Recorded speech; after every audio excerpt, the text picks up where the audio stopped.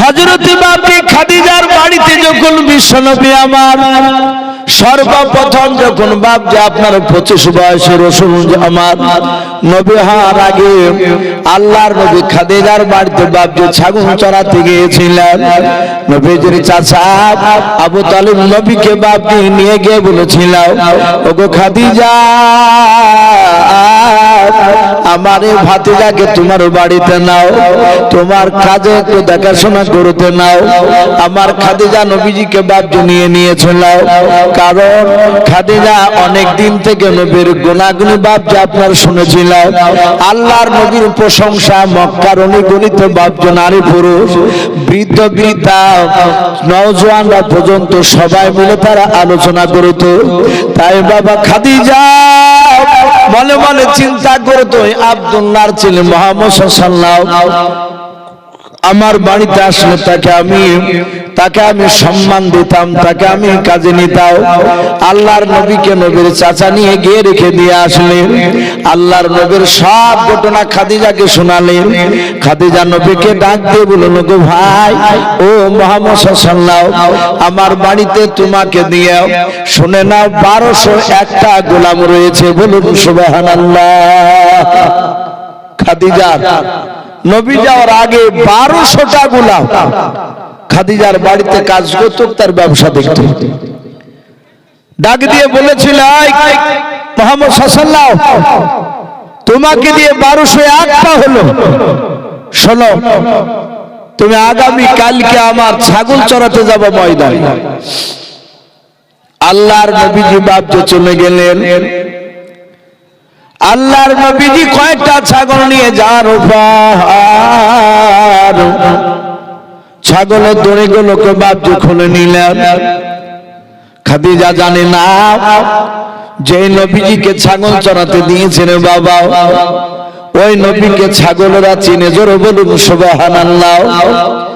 আল্লাহর নবী ছাগলের দড়িগুলোকে খুলে নিয়ে মাথার তলে দিয়ে রে বাবা একটা গাছের ছায়ার তলে নবীজি একটু আরাম করেছেন, শুয়ে আছে।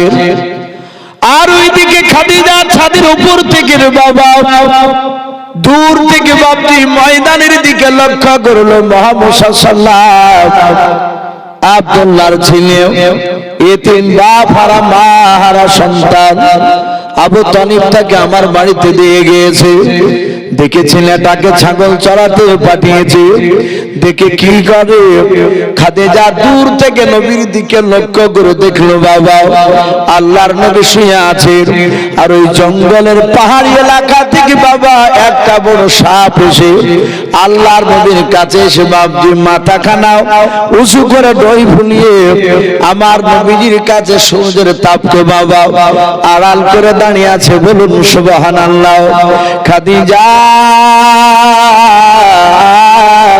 ওই সাপখানা দেখার পর তার 10টা গোলামকে ডেকে বলল, ওরে আমার গোলাম বন্ধুরা এক্ষুনি তোমরা লাঠি নিয়ে যাও। বলো কোথায়? বলো ওই দেখো ময়দানে। গতকালকে আমার কাছে এসেছে বাপ মরা মা মরা ছেলেটাও ওই মুহাম্মদ সাল্লাল্লাহু তাআলা আলাইহি ওয়াসাল্লাম। আর ওই ছেলেটাকে আমি ছাগল চড়াতে পাঠিয়েছি। দেখো তাকে জঙ্গলে সাপ এসে তার সামনে দাঁড়িয়ে আছে। তাকে যদি দংশন করে দেয়, সে যদি বিষে জর্জরিত হয়ে মারা যায়, আমি শুনে নাও আবু তালিবের কাছে আমি উত্তর দিতে পারবো না। ওরে গোলামেরা দৌড়ে যাওয়ার পর তোমরা সাপটাকে মেরে দিও, ওই গোলামটাকে একটু জাগিয়ে দাও গাও। আল্লাহ রসুলকে বাপজি আপনার নবীর সামনে সাপটাকে মারার জন্য। খাদিজা বলে আমি গোলামকে পাঠিয়ে দিলাম। গোলামেরা কাছে যাওয়ার পর বাপজি দেখেন সাপও নাই। আল্লাহর নবীজিকে ডাকলেন। নবী উঠে বললেন, ভাই কেন আমার ঘুমটা ভাঙালে? বলে তোমার সামনে বড় ধরনের একটা সাপ দাঁড়িয়েছিল। বলে আমি তো জানি না। হযরতে খাদিজার কাছে এসে বাপজি পুরা ব্যাপারটা যখন বাপজি আপনার আলোচনা করা হলো, খাদিজা আপনার আমার মতো বাপজি মা বোনদের মতো অশিক্ষিতা নারী ছিল না রে বাবা। তাওরাত জবুর ইনজিলের আপনার হাফিজা ছিল খাদিজা। ওর কাবির নাফিল বলে একটা ইহুদির আলেম ছিল, তার কাছে বাপজি আপনার খাদিজা পড়াশোনা করতো। ও বাপজি ভাইরা, খাদিজার কাছে যখন এসে আলোচনা করা হলো, আমার খাদিজা এই কথাটা শোনার পর তিনি মনে মনে চিন্তা করলেন, সাপ দেখলাম আর আমার গোলামেরা যে সাপ পাইনি।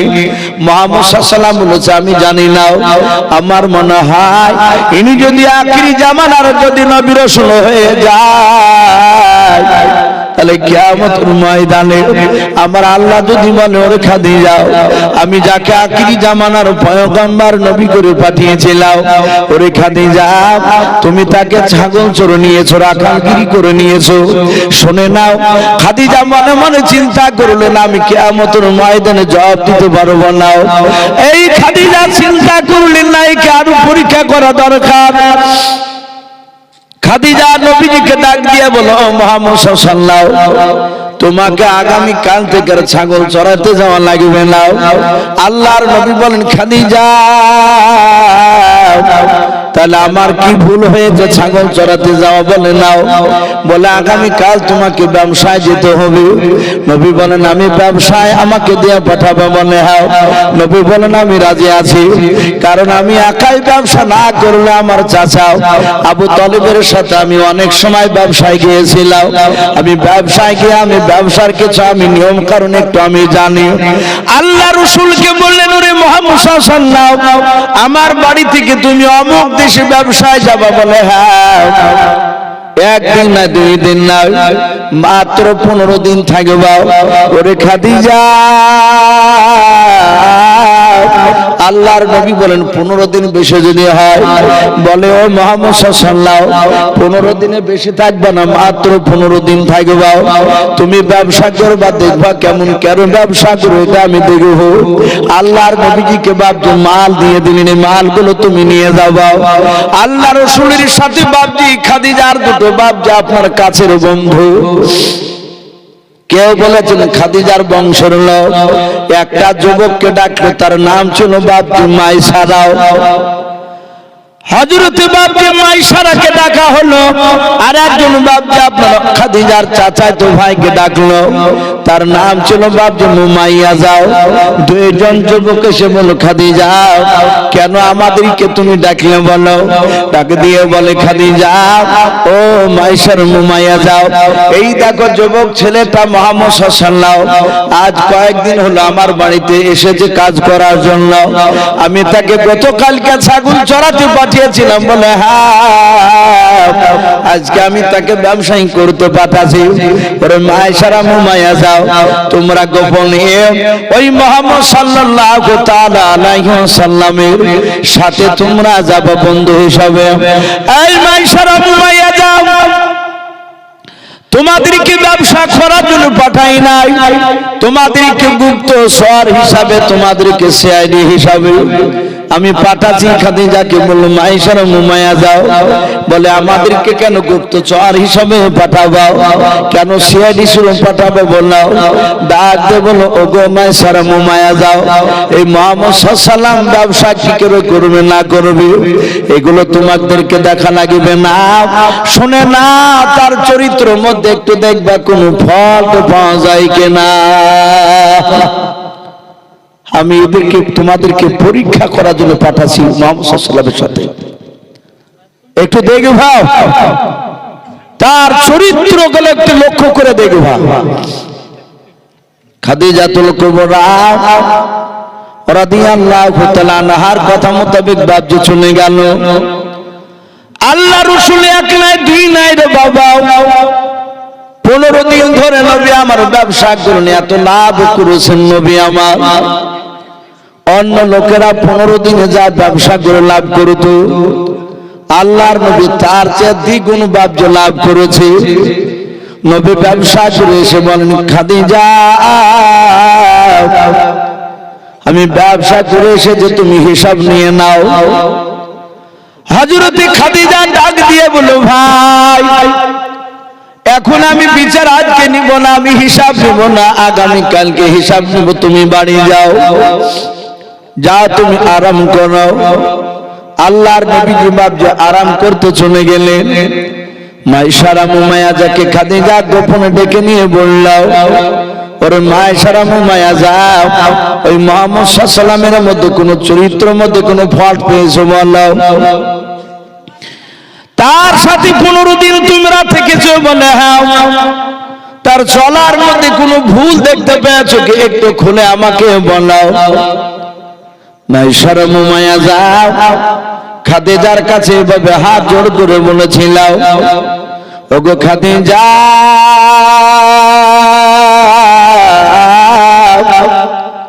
তোমার হুকুম পার যখন তোমার এরিয়া থেকে পার হয়ে যখন চলে গেলাও, ওই মক্কা নগরীর উঁচু নিচু পাহাড়ি এলাকা রাস্তা দিয়ে যখন যাচ্ছিলাম, আপনার এরিয়া পার হওয়ার পর দেখলাম খাদিজা মুহাম্মদ সাল্লাল্লাহু আলাইহি ওয়াসাল্লামকে দেখলাম রাস্তা দিয়ে হাঁটছিলাম, রাস্তার নিচের পাথরগুলো দেখলাম গুনগুন করে জানো মুহাম্মদ সাল্লাল্লাহু আলাইহি ওয়াসাল্লামের সাথে কি জানো বলছিল। ওরে খাদিজা,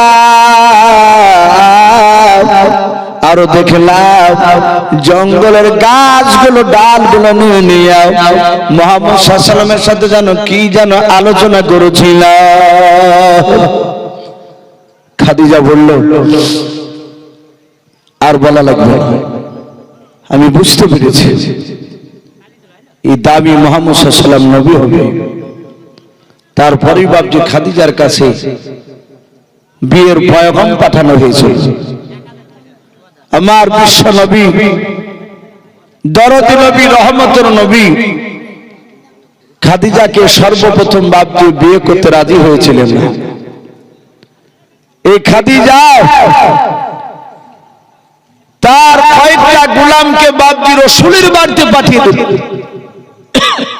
আল্লাহ রাসূল বললেন, ওগো খাদিজার গোলামেরা কি ব্যাপার, আমার বাড়িতে কি বলে এসেছে? বলে আব্দুল্লাহ সন্তান মুহাম্মদ সাল্লাল্লাহু আলাইহি ওয়াসাল্লাম, ওরা তার দুরূদ পড়ে না, তখন জানে না যে ইনি নবী। তা কিন্তু আমরা যেহেতু নবীর নাম জানি, উনি নবী হয়েছিলেন, তাই মুহাম্মদ নাম শুনলে পড়তে হবে সাল্লাল্লাহু আলাইহি ওয়াসাল্লাম। খাদিজা বললেন, আমার আব্বাকে আমি দেখতে পাইনি, মার পেটে যখন আমি 6 মাস ছিলাম বাচ্চা, ওই সময় আমার আব্বা ইন্তেকাল করেছে সিরিয়া ব্যবসা করতে গিয়ে। মাকামে আবুয়া সেখানে দাফন করা হয়েছে। নানার বাড়ি থেকে আসার পথে 6 বছর বয়সে আমার মা ইন্তেকাল করেছে। সেদিন থেকে আমার অভিভাবক গার্জেন হচ্ছে আমার চাচা আবু তালিব। ওগো খাদিজার গোলামেরা, আমার চাচা আবু তালিব যদি রাজি হয় তাকে জিজ্ঞাসা করো, সে বিয়ে করতে বলে করবো না করবো না। খাদিজার গোলামেরা ছুটে এসে আবু তালিবকে এসে বলল, নবী চাচাকে, হে আবু তালিব মোড়ল, যে মেয়েটা খাদিজা, যে এত বড় ব্যবসায়ী, যার ব্যবসাকে দেখা করার জন্য 1200 গোলাম কাজ করে, সেই খাদিজাতুল কুবরা আপনার ভাতিজা মুহাম্মদ সাল্লাল্লাহু আলাইহি ওয়াসাল্লামকে বিয়ে পয়গাম দিয়ে পাঠিয়েছে, সে বিয়ে করবে। আপনি যদি অনুমতি দেন তবে হবে বিয়ে, নাহলে বিয়ে করার অনুমতি না দিলে আর বিয়ে হবে না খাদিজা। আবু তালিব চিন্তা করলো, আমার ভাতিজার সাথে যদি ওই খাদিজার বিয়ে হয়ে যায়, তাহলে খাদিজার যত ধন সম্পদের মালিক মুহাম্মদ সাল্লাল্লাহু আলাইহি ওয়াসাল্লাম হয়ে যাবে।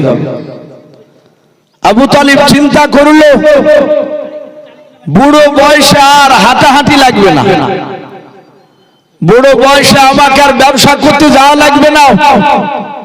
আমার ভাতিজা যদি ধন সম্পদের মালিক হয়, তাহলে ব্যবসার ম্যানেজার আমাকে বানাবে, পায়ের উপর পা তুলে বাকি জীবনটা বয়সকাল আমার সুন্দর কাটবে।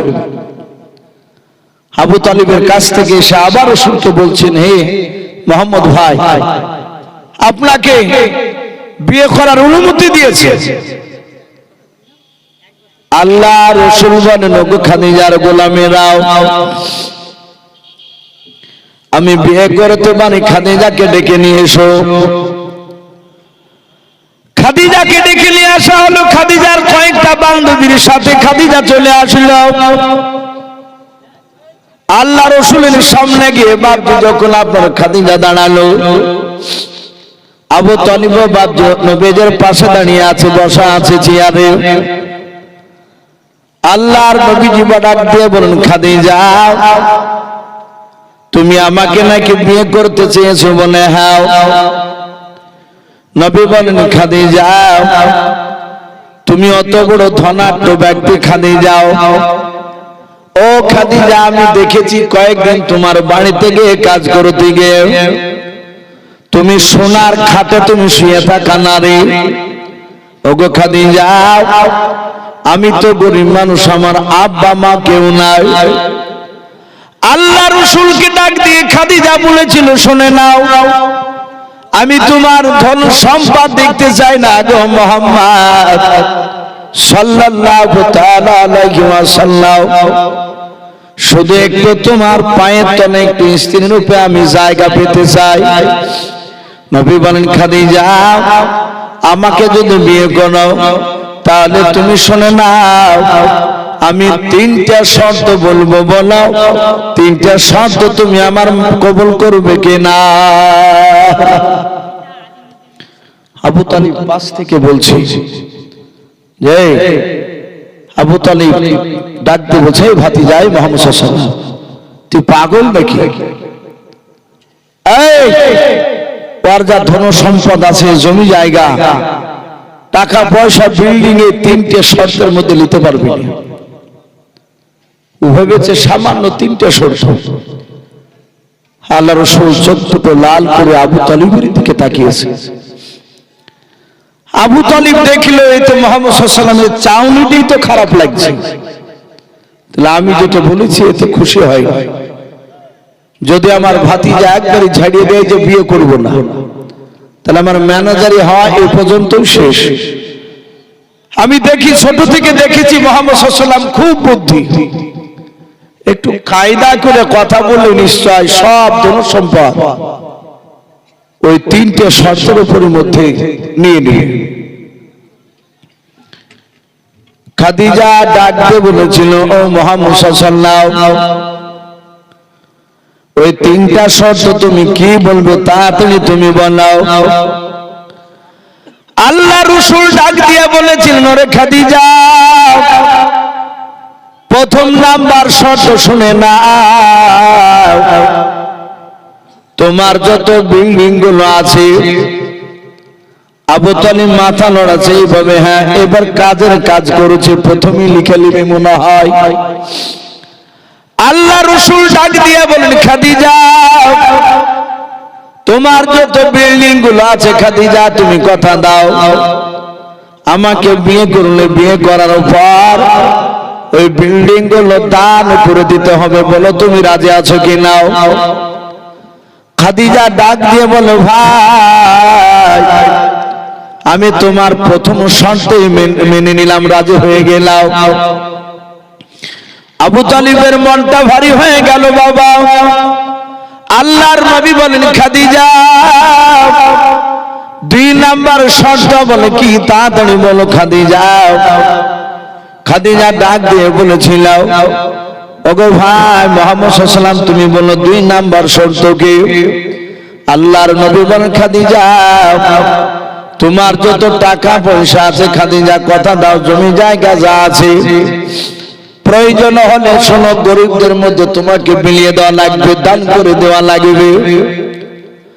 এই খাদিজা তুমি রাজি আছো কি বলো, তুমি তাড়াতাড়ি বলো। খাদিজা হাত দুখানা জড় করে বলেছিল, ও মুহাম্মদ ভাই আমার যা জমি জায়গা আছে টাকা পয়সা আছে তুমি যখন বলবা আমি তখনই দান করে দিতে রাজি আছি। আল্লাহর নবী বলেন, খাদিজা তুমি আমার ঘরের দিকে তুমি তাকিয়ে দেখো। ঘরের দিকে বাপজি তাকিয়ে দেখলেন ঘরে খাজুর গাছের পাতা ছাড়া আর কিছু নাই। খাজুর গাছের বাপজি আপনার পাটি আপনার বিনানো পাতা দিয়ে পাটি বিনানো। আল্লাহর নবীজির বাপ মাথার তলে নবীজি মাঝে মাঝে বালিশ দিতেন নাও। আল্লাহ নবীর ঘরে বাপ মাত্র একটা বালিশ ছিল। অন্য বিবিরা বাপ যে আপনার আয়েশা মাথায় দিলে নবী আর মাথা দিতে পেতেন না। নবী মাথায় দিলে বাপজি অন্যরা কেউ মাথা দিতে পেত না। হযরত ওমর ফারুক রাদিয়াল্লাহু তাআলা আনহু তিনি বলেন আমি একদিন নবীজির ঘরে আমি চলে গেলাম। নবী আমার খালি গায়ে বাপজি শুয়েছিলেন ওপরে একটা রুমাল দিয়ে। আল্লাহ রাসূলের সাহাবা ওমর বলেন আমি নবীর ঘরে গিয়ে আমি সালাম দিলাম, আসসালামু আলাইকা ইয়া রাসূলুল্লাহ ইয়া হাবিবাল্লাহ। নবীজির সালামের উত্তর দিলেন। ওমরকে দেখে নবী শুয়েছিলেন, নবী আমার বসে পড়লেন। আল্লাহর নবীর সাহাবা ওমর বলেন আমি নবীর পিঠের দিকে তাকালাম, দেখলাম নবীজির পিঠে খেজুর গাছের পাতির দাগ লেগে গিয়েছে। আল্লাহ নবীর সাহাবা ওমর নবীর এই দৃশ্যখানা দেখে ওমর ঝরঝর করে চোখ দিয়ে পানি গড়ায়। ওমর কাঁদে আর নবীজির দিকে তাকিয়ে দেখে চিন্তা করে আল্লাহ এত বড় নবী আমার, যে নবী পাহাড়ের ফুল দিয়ে বাপজি নবী আমার হেঁটে গেলেন রে বাবা, নবীর সাথে পাহাড়ে সালাম দিত, বলুন সুবহানাল্লাহ। আল্লাহর নবীজি একদিন বাবা পেটে পাথর বেঁধে নিয়ে চলে যাচ্ছে, পাহাড়ের পাহাড় দিয়ে যাচ্ছিলেন আর পাহাড় নবীজিকে সালাম দিলেন। ওমর বলেন আমিও ছিলাম, আবু বকর সিদ্দিকও ছিলেন।